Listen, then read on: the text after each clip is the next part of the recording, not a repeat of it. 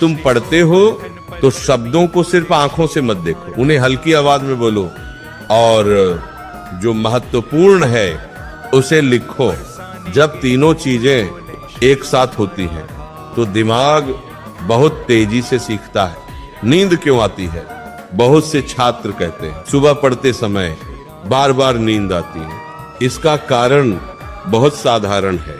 जब तुम सिर्फ चुपचाप किताब देखते रहते हो तो दिमाग उसे आराम का काम समझता है और फिर धीरे धीरे नींद आने लगती है। लेकिन अगर तुम आवाज में पढ़ते हो या लिखते हो तो दिमाग सक्रिय रहता है और नींद नहीं आती। सुबह पढ़ाई करने का सबसे अच्छा नियम है 45 मिनट का नियम। लगातार 3 घंटे पढ़ने की कोशिश मत करो, क्योंकि दिमाग इतनी देर तक एक ही चीज पर ध्यान नहीं रख सकता। इसीलिए 45 मिनट पढ़ो, फिर 5 मिनट आराम करो। उस 5 मिनट में थोड़ा चलो, पानी पियो और फिर वापस पढ़ाई शुरू करो।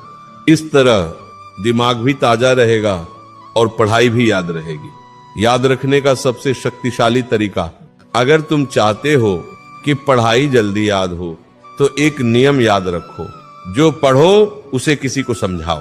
जब तुम किसी को समझाने की कोशिश करते हो तो दिमाग उस जानकारी को और गहराई से समझता है। अगर आसपास कोई नहीं है तो खुद को ही समझाओ, जैसे कि तुम शिक्षक हो और सामने छात्र बैठे हैं।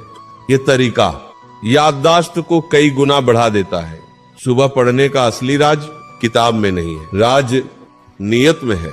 अगर तुम्हारे अंदर कुछ बनने की आग है तो सुबह की पढ़ाई तुम्हारी जिंदगी बदल सकती है। लेकिन अगर दिल में लक्ष्य ही नहीं है तो दुनिया का कोई तरीका तुम्हें सफल नहीं बना सकता।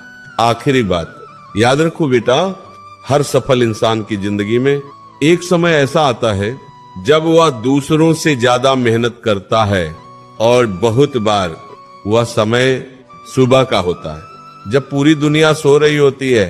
तब कुछ लोग अपने सपनों के लिए जाग रहे होते हैं और वही लोग एक दिन इतिहास लिखते हैं।